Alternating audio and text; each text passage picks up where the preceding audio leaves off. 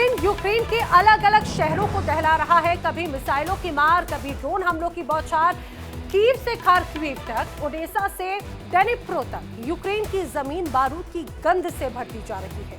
रूसी हमलों ने बिजली घर, रिहायशी इलाकों और अहम इंफ्रास्ट्रक्चर्स को टारगेट किया।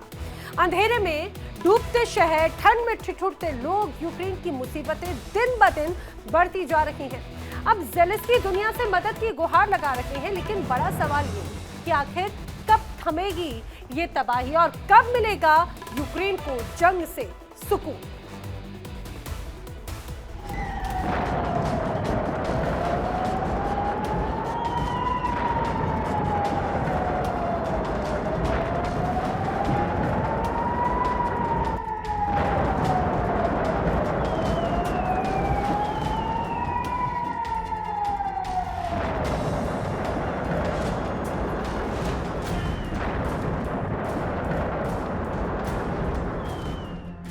यूक्रेन के खार्किव पर रूस का अब तक का सबसे भयानक हमला। आसमान से बरसा 2000 किलो बारूद। धमाका इतना जबरदस्त कि मानो पूरा शहर हिल उठा हो। रात के अंधेरे में तेज रोशनी, फिर धुएं का उठता गुबार। यही है वो तस्वीरें।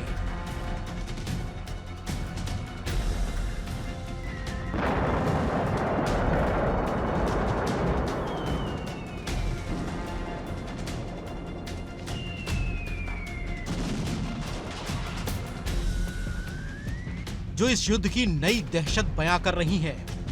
खार्किव पर 2000 किलो बारूद बरसाना सिर्फ जंग नहीं, ये है ताकत का ऐसा प्रदर्शन जिसने पूरी दुनिया को झकझोर दिया।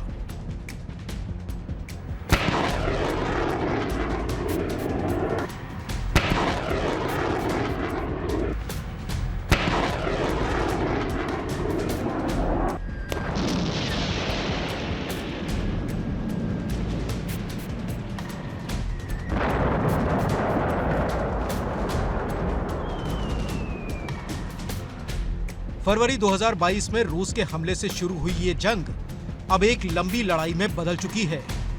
लाखों लोग विस्थापित हुए, हजारों सैनिक और आम नागरिक अपनी जान गंवा चुके हैं। ये संघर्ष सिर्फ दोनों देशों की जमीन पर ही नहीं, बल्कि पूरी दुनिया की राजनीति, अर्थव्यवस्था और सुरक्षा पर गहरा असर डाल रहा है।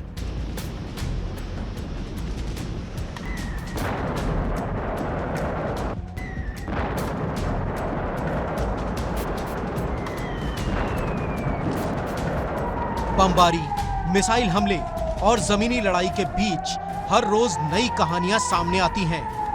कभी किसी गांव के स्कूल पर हमला होता है, कभी अस्पताल खंडहर में तब्दील हो जाते हैं, तो कभी लोग अपने घर छोड़कर दूसरे दूर देश में शरण लेने को मजबूर हो जाते हैं।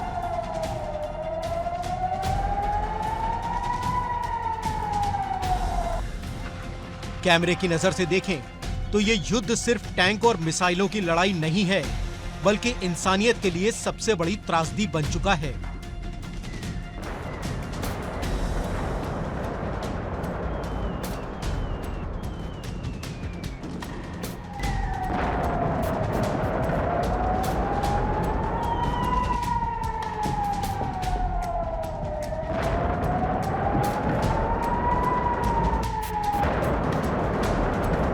कीव और पूर्वी यूक्रेन के इलाके आज भी सबसे ज्यादा प्रभावित है।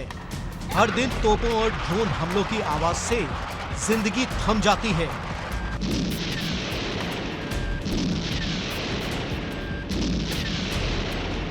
बच्चे किताबों की जगह बंकर में दिन गुजारने को मजबूर हैं। लाखों लोग या तो अपने परिजनों को खो चुके हैं या फिर युद्ध की वजह से विस्थापित हो चुके हैं। अनुमान है कि करीब 70 लाख से ज्यादा लोग शरणार्थी के तौर पर यूरोप और पड़ोसी देशों में रह रहे हैं। ये लोग ना तो पूरी तरह सुरक्षित हैं, न उन्हें अपने भविष्य का कोई भरोसा है। दूसरी तरफ रूस लगातार ये दावा कर रहा है कि उसकी कार्रवाई सिर्फ अपनी सुरक्षा और नेटो के बढ़ते दबाव को रोकने के लिए है।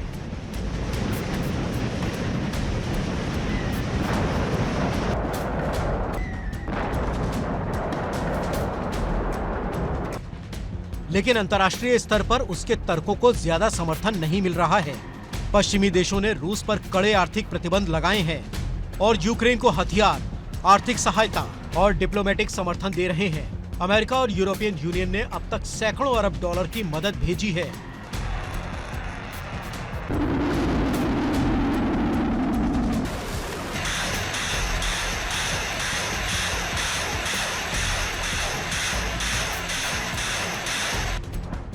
लेकिन इसके बावजूद युद्ध थमने का नाम नहीं ले रहा है। रूस ने शुरू में यह दावा किया था कि उसका अभियान कुछ ही दिन का होगा, यूक्रेन को जल्द ही परास्त कर लिया जाएगा और पश्चिम को एक संदेश मिल जाएगा कि रूस की सुरक्षा चिंताओं को नजरअंदाज नहीं किया जा सकता। लेकिन हकीकत में तस्वीर उलट गई।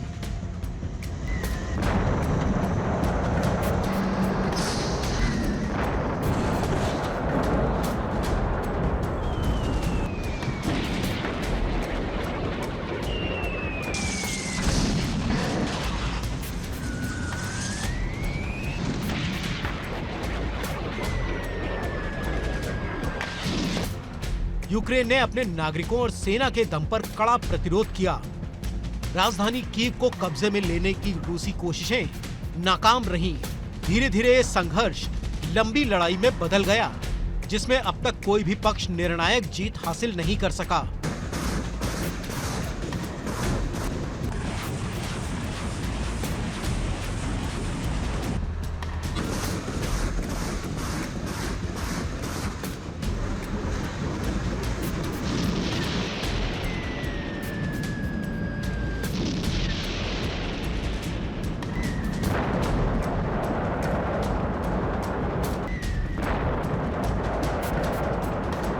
पूर्वी और दक्षिणी यूक्रेन आज भी संघर्ष का मुख्य केंद्र बने हुए हैं। डोनेस्क और लुहांस्क के इलाके, जिन्हें रूस ने पहले अपना हिस्सा घोषित कर दिया था, वहां लगातार गोलीबारी और बमबारी हो रही है।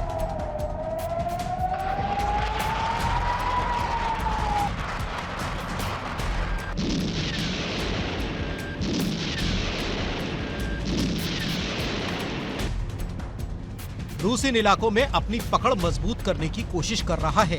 वहीं यूक्रेनी सेना दक्षिणी हिस्से खेरसोन और ज़ैपोरिज़िया में लगातार पलटवार कर रही है।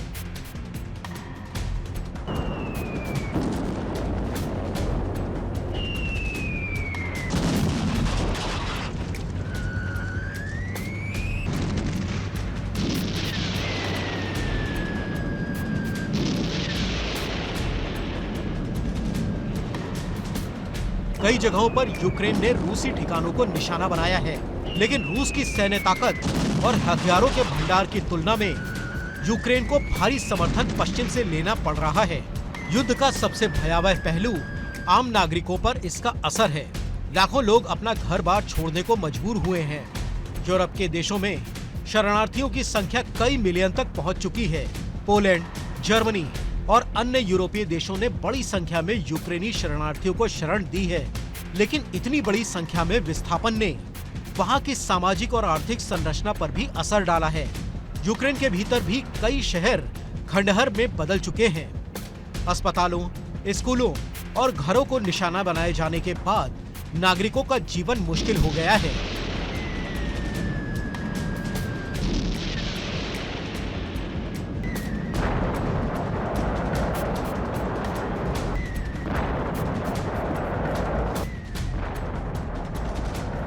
जंग के मैदान पर अगर नजर डालें तो दोनों पक्षों ने अब तक भारी नुकसान उठाया है। हजारों सैनिक मारे गए, हजारों घायल हुए हैं और युद्ध उपकरण की भारी तबाही हुई है। लेकिन इसका असर सिर्फ दोनों देशों तक सीमित नहीं रहा। वैश्विक बाजार पर भी इस युद्ध का गहरा असर पड़ा।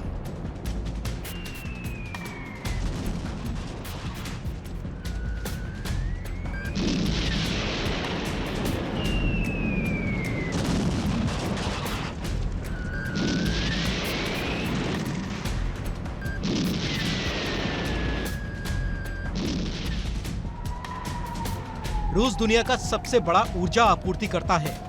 युद्ध की वजह से तेल और गैस की आपूर्ति प्रभावित हुई और पूरी दुनिया में ईंधन की कीमतें बढ़ गईं। यूरोप को मजबूरी में वैकल्पिक स्रोत तलाशने पड़े। गेहूं और अन्य अनाज की आपूर्ति पर भी असर पड़ा, क्योंकि यूक्रेन अनाज निर्यात करने वाले सबसे बड़े देशों में से एक है।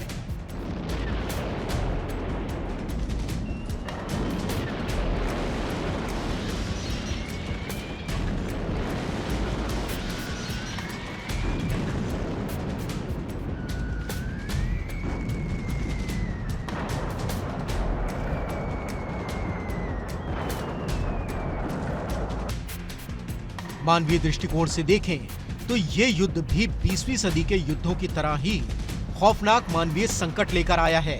लाखों बच्चे अपनी पढ़ाई से वंचित हो गए, परिवार बिखर गए, बुजुर्ग और महिलाएं शरणार्थी शिविरों में जीवन बिताने को मजबूर हैं।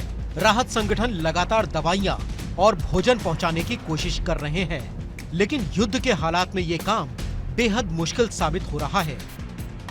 अब सवाल यही है कि क्या इस जंग का अंत संभव है? कई बार शांति वार्ता की कोशिशें हुई, इस्तांबुल से लेकर जेनेवा तक बातचीत के दौर चले, लेकिन अब तक किसी निर्णायक नतीजे पर सहमति नहीं बनी।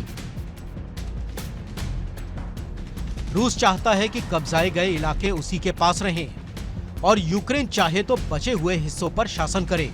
वहीं यूक्रेन का कहना है कि जब तक हर इंच जमीन वापस नहीं मिलती, तब तक कोई समझौता नहीं होगा। इस बीच रूस पर लगे आर्थिक प्रतिबंधों ने उसकी अर्थव्यवस्था पर भी असर डाला। पश्चिमी देशों ने तेल, गैस, बैंकिंग और तकनीक पर पाबंदियां लगाईं। हालांकि रूस ने चीन और अन्य देशों की मदद से इन प्रतिबंधों का असर कम करने की कोशिश की है, लेकिन ये साफ है कि वैश्विक मंच पर रूस को पहले जितना समर्थन नहीं मिल पा रहा है। यूक्रेन के लिए भी ये युद्ध आसान नहीं रहा। उसकी अर्थव्यवस्था बर्बादी की कगार पर पहुंच चुकी है। बुनियादी ढांचा लगभग तबाह हो चुका है।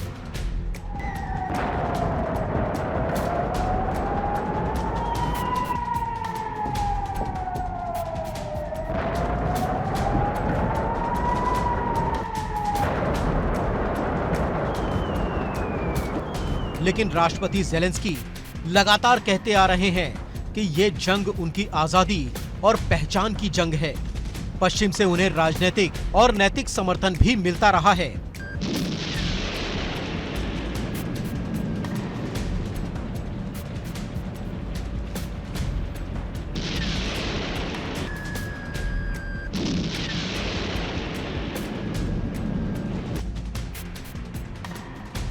तीन साल से भी ज्यादा वक्त गुजर चुका है। टाइमलाइन अगर देखें तो फरवरी 2022 में युद्ध शुरू हुआ। उसी साल रूस ने कई इलाके कब्जे में ले लिए। साल 2023 में यूक्रेन ने पलटवार शुरू किया और कुछ इलाके वापस लिए। 2024 में पश्चिमी देशों की मदद और तेज हुई। अब 2026 में भी हालात ज्यादातर वहीं के वहीं है। ये जंग एक तरह से ठहराव पर है, लेकिन गोलीबारी और बमबारी थम नहीं रही है।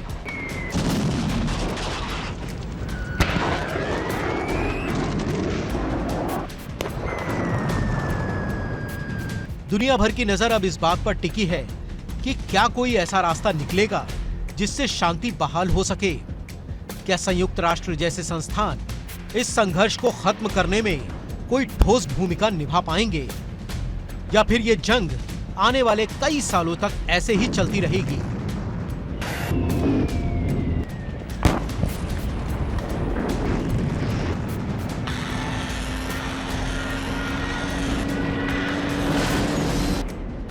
फिलहाल इतना जरूर साफ है कि ये युद्ध ना तो किसी एक देश की समस्या है और ना ही सिर्फ रूस और यूक्रेन के बीच का विवाद। इसका असर पूरी दुनिया की राजनीति, अर्थव्यवस्था और मानवीय हालात पर पड़ा है। और जब तक इस जंग का समाधान नहीं निकलता, तब तक दुनिया भर की चिंताएं बनी रहेंगी।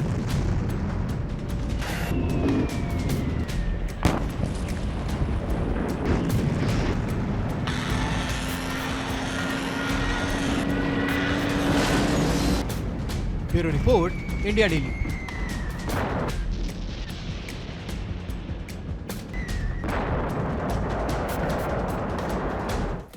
और आइए बात कर लेते हैं वेनेजुएला और अमेरिका के बीच की बढ़ती हुई तल्खी की, जो सीधे सीधे ये संकेत दे रही है कि कैरेबियन सागर का पानी अब खौल रहा है। जी हां, एक तरफ अमेरिकी एयरक्राफ्ट कैरियर F-35 और F-22 की दहाड़, तो दूसरी तरफ है मादुरो की चेतावनी, वेनेजुएला झुकेगा नहीं, आखिरी सांस तक लड़ेगा। अब अमेरिका के हमले में 20 से ज्यादा जहाजों को निशाना बनाया गया है। 80 से ज्यादा मौतें अभी तक दर्ज की जा चुकी हैं और वेनेजुएला ने भी S-300 सिस्टम और 4 मिलियन मिलिशिया की धमकी देकर मंच पर अपनी तैयारी सीधे सीधे दिखा दी है। हालात साफ है कि कूटनीति धीमी पड़ चुकी है, तनाव अपने चरम सीमा पर है और कैरेबियन का हर इंच जंग की आहट से कांप रहा है। दुनिया अब बस एक चिंगारी का इंतजार कर रही है और ऐसा लगता है कि वो चिंगारी भी जल्द ही भड़कने वाली है।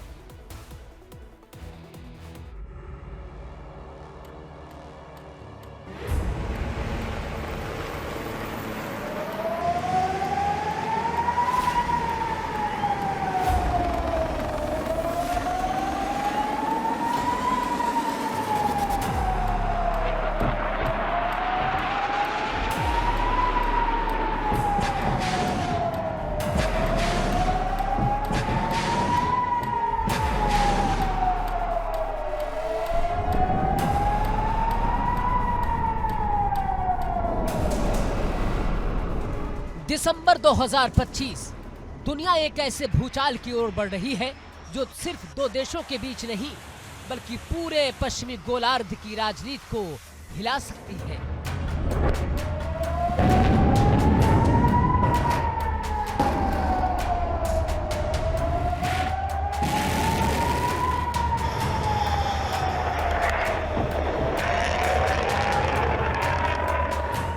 कैरिबियन के नीले समंदर पर अमेरिकी एयरक्राफ्ट कैरियर की गड़गड़ाहट है।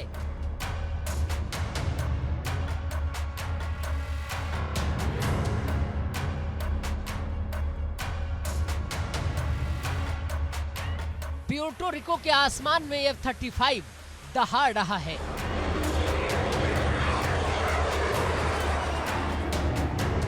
और वेनेजुएला की राजधानी कराकस की सड़कों पर नाचते झूमते हाथ उठाकर चुनौती देते राष्ट्रपति निकोलस मादुरो।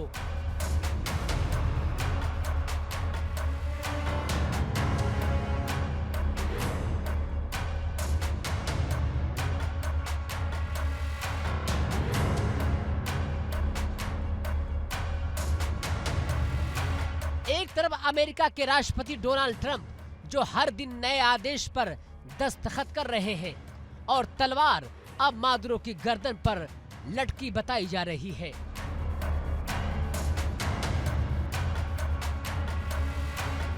दूसरी तरफ मादुरो जो कह रहे हैं कि वेनेजुएला झुकेगा नहीं, हम आखिरी सांस तक लड़ेंगे।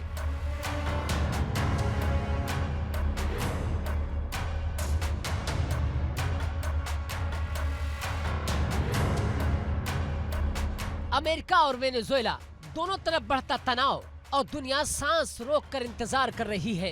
क्या ये टकराव जंग में बदल जाएगा? दिसंबर की शुरुआत होते ही कैरिबियन समुद्री इलाका अमेरिकी सैनिक गतिविधियों से दहक उठा।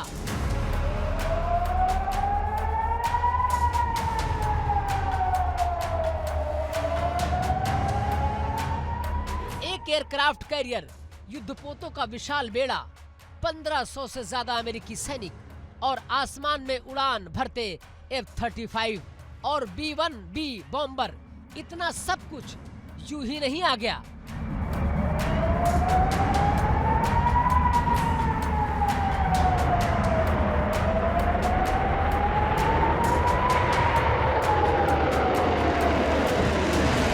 ट्रंप प्रशासन ने साफ कहा कि वेनेजुएला के ड्रग नेटवर्क और अवैध तस्करी को खत्म करने तक अमेरिका चुप नहीं बैठेगा। लेकिन हमले के नाम पर निशाने पर आए जहाजों की संख्या 20 के पार पहुंच चुकी है और 80 से ज्यादा लोगों की मौत हो चुकी है।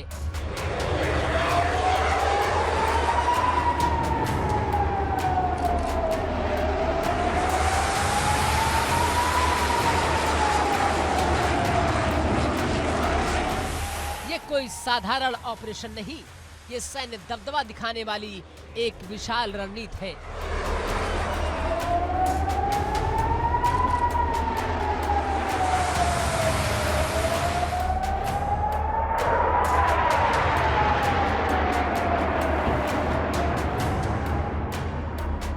लेकिन ठीक जब कैरिबियन में अमेरिकी फाइटर जेट गूंज रहे थे, कराकस की सड़कों पर कुछ और ही माहौल था।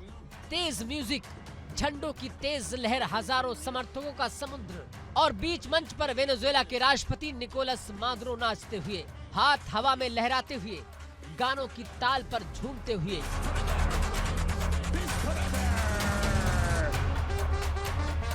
Esto se llama lenguaje tarzaniano. देखने वालों को ये नजारा रंगीन लगा, पर असल में ये था खामोश चेतावनी का शोर। मानो मादुरो कह रहे हो, अमेरिका चाहे कितनी भी धमकियां दे, मैं अपने देश को लड़ाई के लिए तैयार कर चुका हूँ। De parte de the people Bolivarian Republic.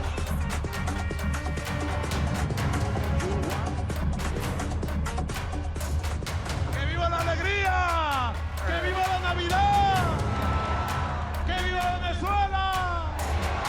Trump की चेतावनी के कुछ ही घंटों बाद मादुरो का झूमना आम नाच नहीं बल्कि राजनीतिक संदेश था।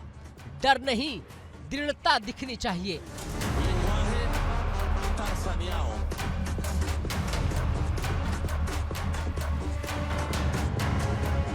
Tipo Tarzán sería sin paz, sin paz, sin paz por siempre. Not war, it's peace. Venezuela जानता है अमेरिका से वो सीधा युद्ध में कभी नहीं जीत सकता, लेकिन मादुरो ने वही किया जो असमान लड़ाइयों में अक्सर छोटे देश करते हैं, घरेलू तैयारी को अधिकतम कर देना। वेनेजुएला ने सक्रिय किए S-300VM air defence system, fighter jets. इनकी क्षमता अमेरिका से कम सही, लेकिन इलाके के भौगोलिक बनावट में ये हथियार अमेरिकी ऑपरेशंस को मुश्किल जरूर बना सकते हैं।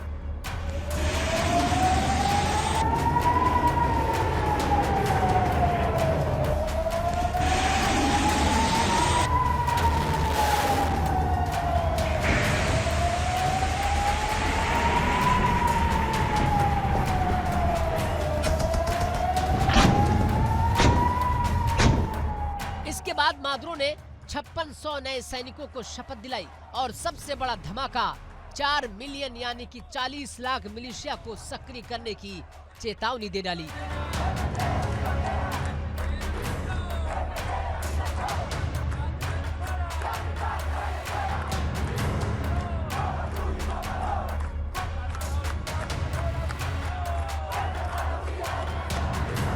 मादुरो का आरोप साफ है, अमेरिका तेल पर कब्जा चाहता है, शासन परिवर्तन चाहता है और वेनेजुएला की संप्रभुता को मिटाना चाहता है।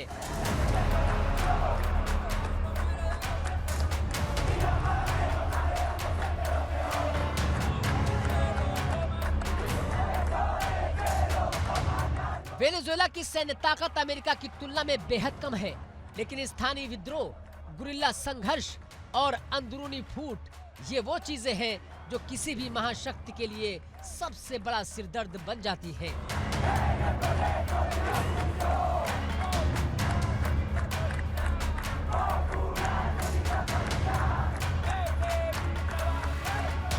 वेनेजुएला में राजनीतिक अस्थिरता पहले से है, आर्थिक संकट पहले से है और अगर युद्ध शुरू हुआ तो मादुरो सिर्फ अमेरिका से नहीं लड़ेंगे बल्कि देश के अंदर की अराजकता से भी।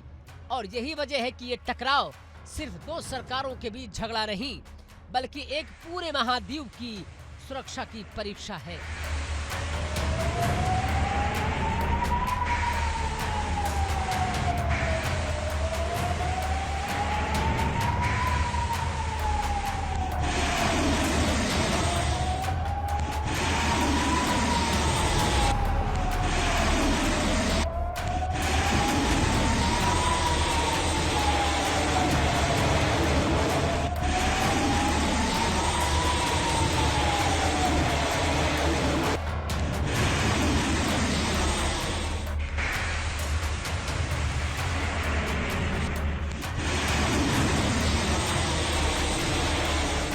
अमेरिका की रणनीति बिल्कुल साफ है। पहला, वेनेजुएला को आर्थिक रूप से दबाना। दूसरा, समंदर में नाकेबंदी करके मादुरो को अलग थलग करना। तीसरा, कैरिबियन में सैन्य शक्ति का प्रदर्शन ताकि वेनेजुएला के भीतर विरोध बढ़े।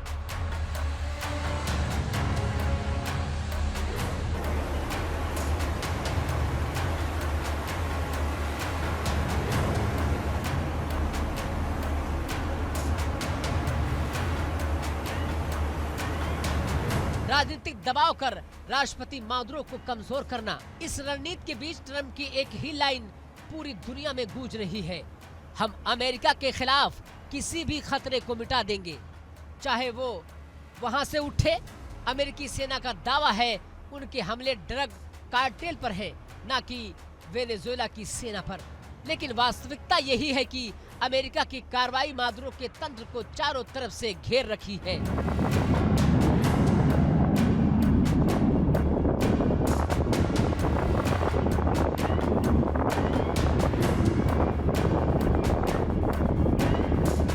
मादुरो जानते हैं ये लड़ाई सैन्य नहीं, राजनीतिक और मनोवैज्ञानिक है। इसलिए उनकी हर रैली, हर डांस, हर भाषण, हर भीड़ का नारा एक संदेश लेकर आता है, देश मेरे साथ है और अमेरिका को यहाँ जीत नहीं मिलेगी। मादुरो ने साफ कहा कि अगर अमेरिका जमीन पर उतरा तो 40 लाख मिलिशियाई पहाड़ से उतर पड़ेंगे और कैरिबियन में जंग की आग फैल जाएगी।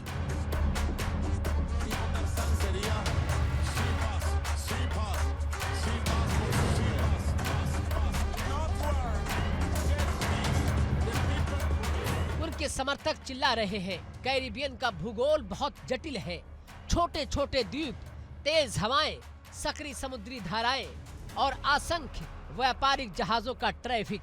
यहाँ जंग सिर्फ अमेरिका और वेनेजुएला के बीच नहीं होगी, बल्कि पूरी सप्लाई चेन, तेल व्यापार और दक्षिण अमेरिका की राजनीति को झकझोर देगी।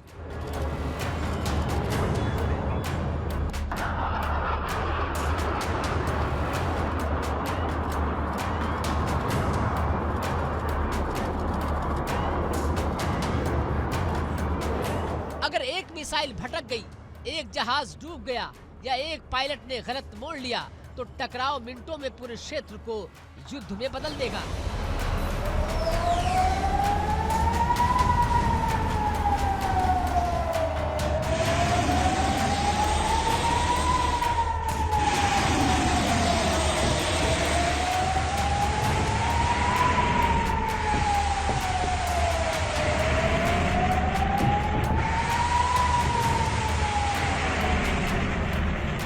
संयुक्त राष्ट्र चिंतित है, यूरोप परेशान है, लैटिन अमेरिका खामोश चिंता में डूबा हुआ है। दुनिया की नजरें अब कराकस और वाशिंगटन पर टिकी है। जहां एक तरफ ट्रंप लगातार सैन्य दबाव बढ़ा रहे हैं, वहीं मादुरो भीड़ की ताकत और राष्ट्रीय भावना को अपना कवच बना रहे हैं।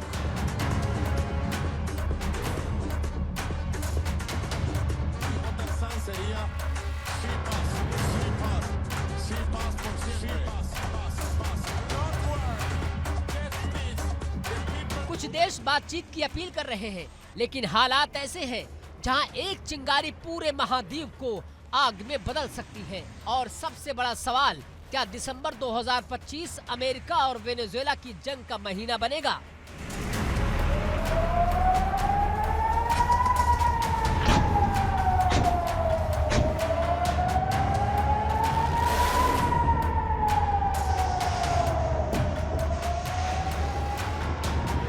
संभावना दोनों तरफ है। अमेरिका अपने लक्ष्य के बेहद करीब है, वेनेजुएला को आर्थिक रूप से घुटनों पर लाने के और मादुरो को अपनी सत्ता बचाने का हर तरीका अपना रहे हैं। भीड़, सैनिक, मिलिशिया या राजनीतिक भावनाएं, अगर दबाव बढ़ा, अगर किसी टकराव में जनहानि बढ़ी, अगर सीमाओं पर कोई बड़ा हादसा हो गया, तो जंग भले घोषित ना हो पर शुरू हो जाएगी।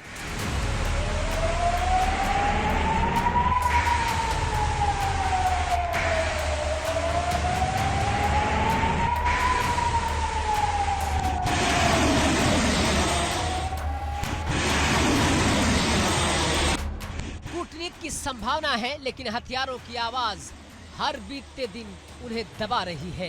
Bureau report, India daily.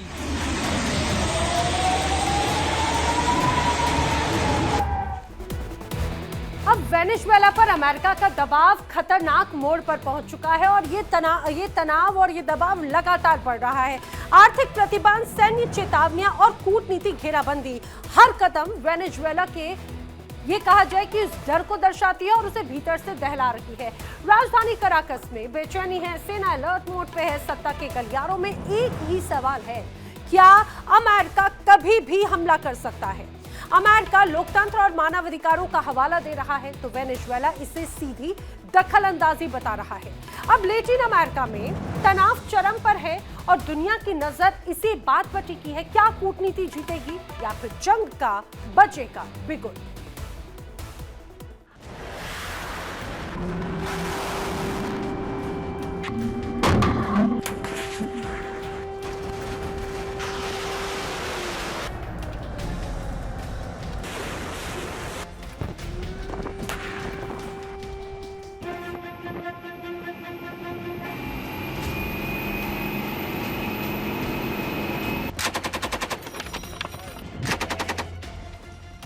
दुनिया में खुलने वाला है एक नया युद्ध का मोर्चा। समय बदल रहा है लेकिन जंग की भूख नहीं। इस बार बारूद की गंध आ रही है कैरिबियन के समंदर से।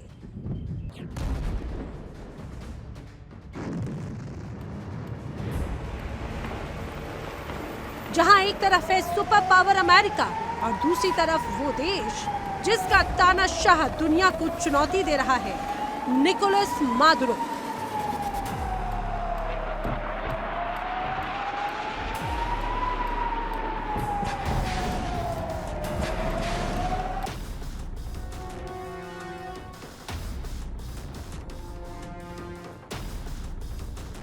वेनेजुएला के दिन बुरे चल रहे हैं, अर्थव्यवस्था रसातल में है, जनता सड़क पर है और अब अमेरिकी युद्धपोत उसके तटों तक पहुंच चुकी है।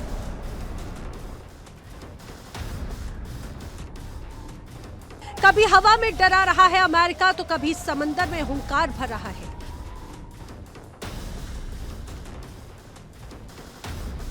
मादुरो अपने कार्यकाल के सबसे खराब दौर से गुजरने को मजबूर है और तभी ट्रंप की आवाज गूंजती है, मादुरो के दिन अब गिने चुने रह गए हैं।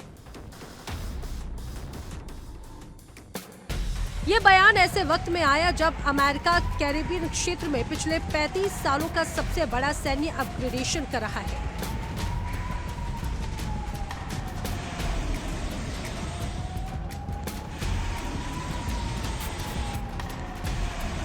वॉशिंगटन के गलियारों से लेकर व्हाइट हाउस तक सिर्फ एक ही चर्चा, ऑपरेशन मादुरो एंड के।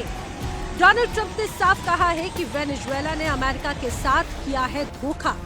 उसने हमारे देश में जहर भेजा, ड्रग्स का जहर, अपराध का जहर। और ट्रंप का आरोप है कि मादुरो शासन ने अपनी जेलें और पागल खाने तक खाली कर दिए, कैदियों को अमेरिका भेज दिया।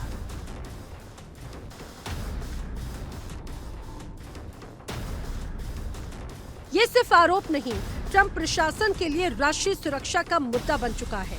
व्हाइट हाउस मादुरो शासन को नार्को टेररिस्ट रिजीम कह रहा है, यानी ऐसा शासन जो आतंक और ड्रग्स के सहारे जिंदा है। ट्रंप का लहजा बताता है कि अमेरिका अब धैर्य नहीं बल्कि एक्शन के मूड में है और अमेरिका का धैर्य अब टूट चुका है। कूटनीति के सारे रास्ते बंद हो चुके हैं।